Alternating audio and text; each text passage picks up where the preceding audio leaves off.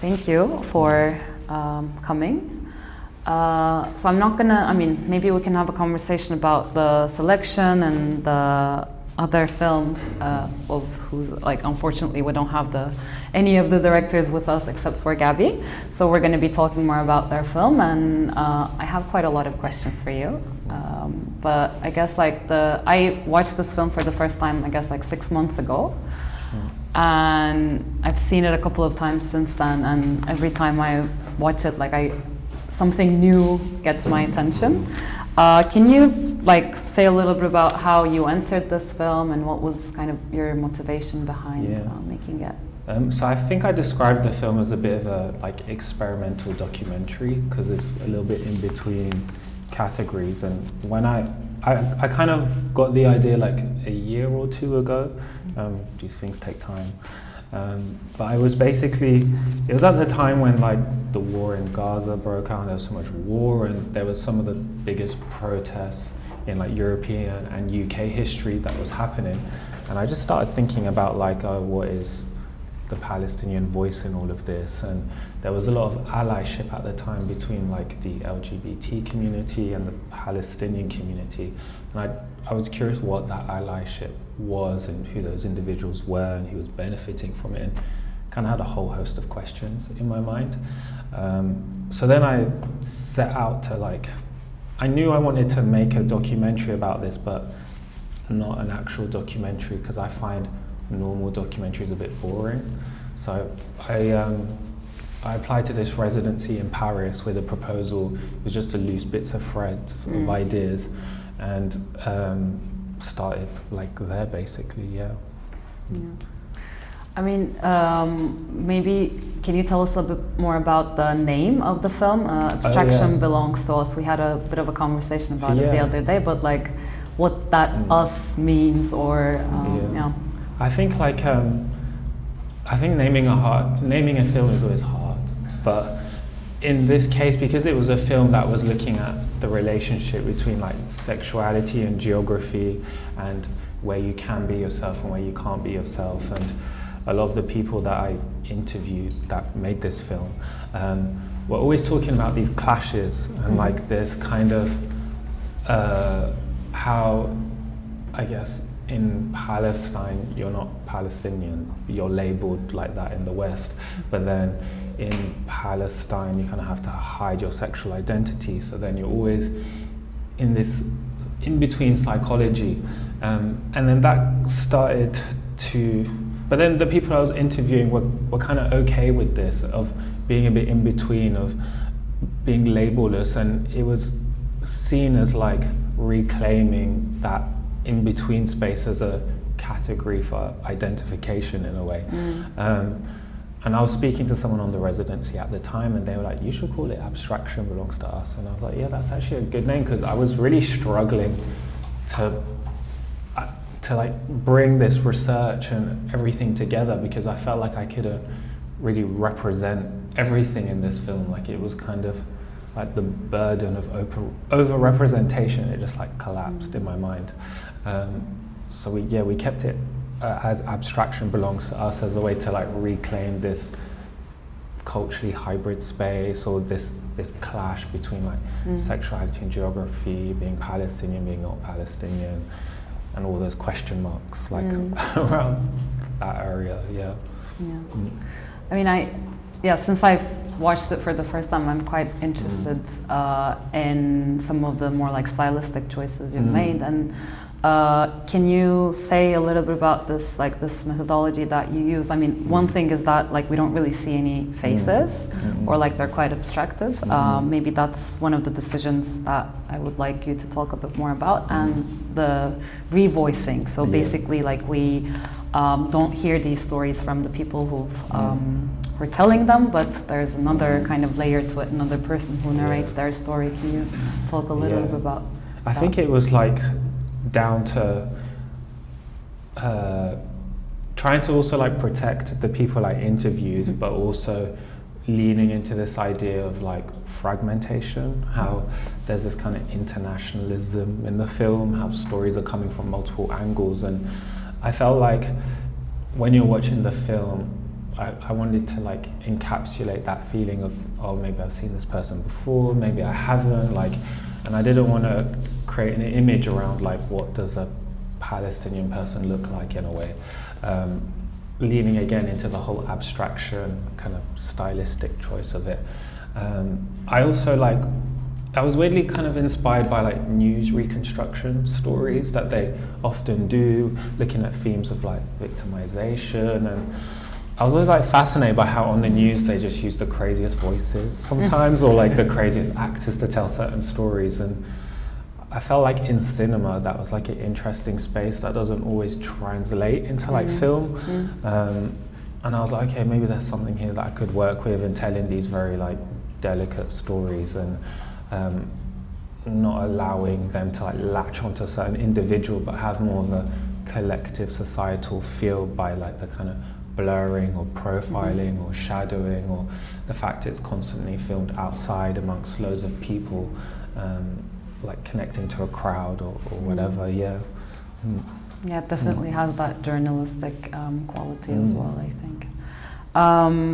Yeah, and I guess like, I think it's quite interesting that I'm sure you've faced, I want to ask a question about funding and how you had to kind of like reframe, like what were the challenges that you faced when you were making the film, and how did you like navigate that in the context of France and the UK? Yeah, I mean, that's a good question, because I feel like that was the hardest bit about the whole thing, like trying to navigate funding structures, and basically like, such a complicated question. It's like you kind of have to alter how you write something and use institutional language within the kind of terms and conditions of, say, the Arts Council, which is the British funding body. And so I had to write it in a certain way where things that were being explored were a bit more universal and open, and more about linguistics and language and geography, and looking at the Levant region with geographical specificities, but not using inflammatory words like Palestine, for example, because in the UK, Palestine is not recognized as a country at the time, but it was recognized as a terrorist organization. Now it is recognized as a country, which means that maybe you could put it in these funding structures and stuff, but at the time I worked with Arts Council, with someone to help me write it in a way that it would hopefully be accepted, and it was. But yeah, I guess it was linguistically experimental in how I wrote it. Yeah. And I guess like as artists and cultural workers, we're really becoming masters of that, of like kind of, because it's quite interesting, like you've showed this film in the UK in multiple locations, I guess, in London and Margate. Yeah, and I also showed it in Brussels. I just remembered when we were talking before. So yeah. Yeah, so I'm kind of like interested in like how, like, how do you feel about like showing it here in Istanbul, like in a kind of like a different context, and do you think it's read somehow differently when you show it in different countries and cities? And I mean, I think I always wanted to show it in a non-European context, or slightly outside the kind of economic bubble, because the European economic bubble, sorry, because I felt like, I don't know, when I think of censorship, it happens at different levels in different spaces, and I guess the Palestinian issue here is a bit more liberal to talk about than it is, say, in like Paris or London, but the LGBT question is not. So whereas in the UK it's the reverse. So it's like interesting to bring it into those spaces and cross-pollinate those things. Again, like Istanbul, we met in Istanbul and I've been a few times, but for me it's also like it is the largest city in the European continent in a way. So like, why wouldn't you want to show work here? Like there's just so many people from all over the world who come here. So yeah, I guess those kind of combination of reasons like drew me to the place, and we had conversations in London, and I remember we kind of planned it and curated it together, but it was more like Deniz who also made everything happen, which was really cool. So are you planning to show the film somewhere in the recent future? Is there any planned showings? Well, I would like to show it kind of in the Arab world a little bit more, like maybe in Lebanon if the situation was a little bit different. Again, I would like to show it in France, in Paris, but it has like challenges sometimes. It's entering film festivals because in London it got picked up by the BFI Film Festival, and then that meant that like it entered like this film festival circuit, so it'll go to like Brazil and Rio and Slovakia and some other spaces. But that's kind of like a slightly different industry to the arts as well, a little bit. Because I feel like in film you can generally say more sometimes than you can within an artwork or an art gallery context. So yeah, I think that's maybe why it went via the film festival route a little bit more. Yeah. And I mean, I guess you're half Palestinian and half French, and so I guess like this also has a quite personal, you have a quite personal relation to it as well. What do you kind of like want the audience to take away from this film? I guess like now that you've shown it several times and I guess like had feedback from different kind of audiences and in different places. I think I just wanted to like shed light on a kind of experience that I was maybe personally having as well, that members of my family were having, or even the networks of kind of artists that I met who are maybe kind of slightly more within the invisible world, like in Europe. Like there was a lot of interesting narratives there, which I felt like are spoken about in the film, which you don't always hear about, and also to kind of hear those stories. Not with, I guess when we think about like Palestinian stories, it's always with visuals of like the West Bank or Gaza. It's quite interesting to have it on top of like Western European megacity structures and stuff. It's not how we kind of frame those stories sometimes. So I hope the film was also like bridging these geographies and parallels between how we think about certain stories in certain ways as well. I also wanted it to just highlight how kind of life is a bit perverse in a way, in the kind of barriers and boundaries it just throws at you, and that you just constantly have to negotiate and navigate these weird societal things, like, and so yeah, I hope those two things get taken away from it.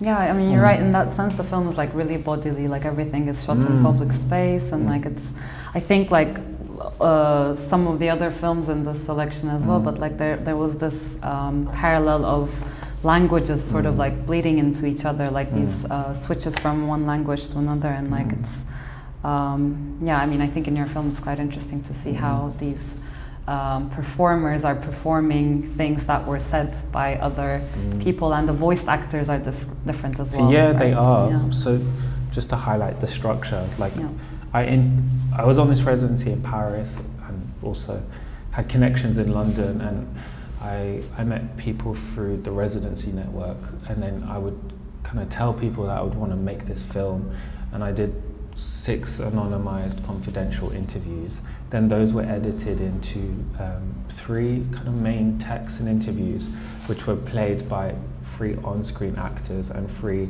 voice actors. And all of those people involved were Palestinians or of kind of Arab heritage, or like Lebanese Palestinian, but mostly all from the Levant region, basically. So the film is very much like research kind of led as well, but presented a bit, I guess, with a fine arty lens. Yeah.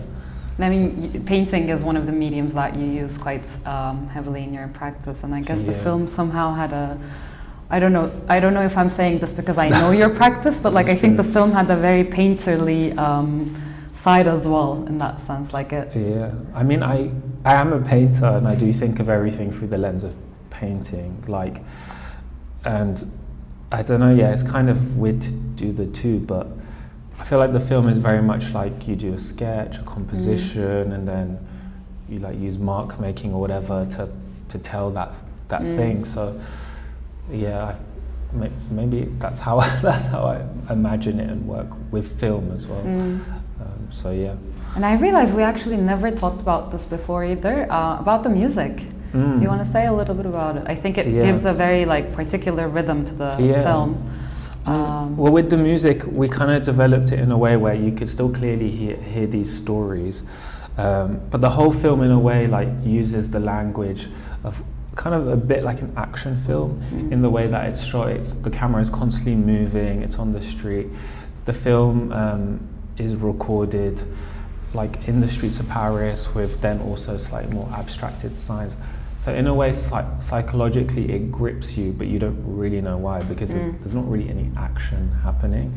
But it was a way to try and tune people into these stories without also it falling into like the mundane or I guess disengagement in a way.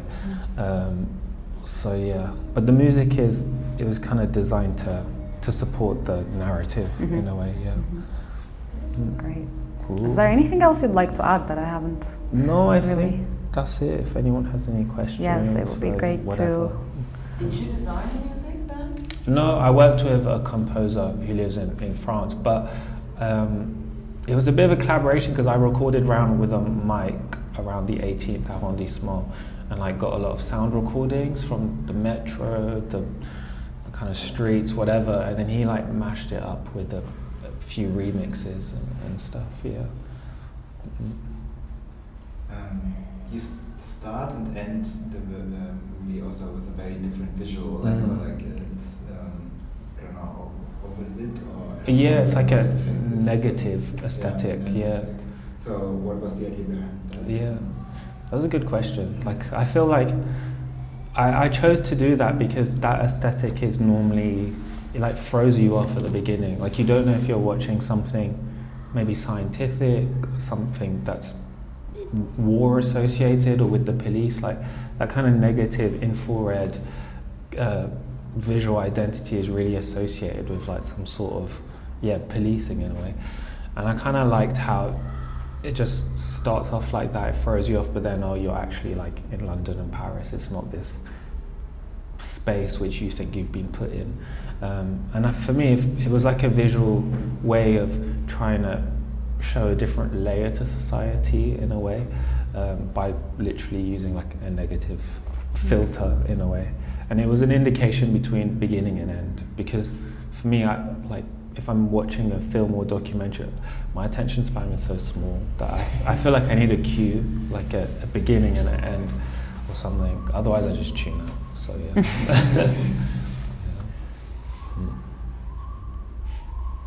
Are there any other questions or thoughts? Maybe just thoughts. I mean, I don't know if this is a question again, but this was my second time. And obviously when you see something the second time, you begin to see other things. The first time around I was more concentrating on the narrative, what they were saying and what that meant. And now I was more into the visuals and the frames that you use, and something that I didn't think the first time around was you see these individuals, like every time there's one person, individual only, and then they're in the public space always, in the street, in a cafe, in a square or something, and I thought it made me think of how public space is shaped, and how like maybe on 2 occasions you had someone standing and smoking on a corner, and then at some point there was somebody sitting and listening to some sound on the phone. In all these instances, it really made me think of how public space can be accommodating or unaccommodating for the bodies, like, especially when it isn't your hometown. Like when you migrated to a city, your only way of experiencing that city is probably walking around like a stranger. So I think that the way you frame those instances, it really conveys something of that experience of moving into some place, not knowing anyone and just walking around among strangers. So that was nice, I think. And I also really, this time around, I don't know, the first time around I didn't pay attention much maybe, but I think it's really interesting the way you ended the film, like the question of transmission. I should say, like the question of having kids, especially when you're like a person that in their lifetime has had a migration experience and this diasporic situation. What happens when you have kids. Mm. It's a question that's relevant to me for Yeah. multiple reasons, but also like it's really interesting if you have a kid now in France or London, you're a desperate being, but they will probably not be. And that's really sad in a way. It's not, but then it's sad. How much of it can you transmit? You know, it's really interesting. Yeah, I mean, that question kind of came from an interview I did with my sister, actually, because that was one of the questions that she kind of raised as well. And also it was kind of something that I think about, because on my dad's side, that is Palestinian, they all speak Arabic, but I don't really speak Arabic that well, because they were more raised in the West Bank and then migrated over. So yeah, it's kind of that transmission that you're talking about is really interesting as well, I think. And also it was, with the film, I was trying to convey every part of the LGBT experience, and that is like a question, I guess, for lesbian couples as well, that I think she says in the film, would I even introduce them to that Palestinian side? Like, would I want to, or would I use this European kind of existence to shelter them from the experiences that I've had? And I think she also says that in the Arab context, like there would need to be a father in order to get an ID. So logistically and institutionally, she wouldn't even be able to.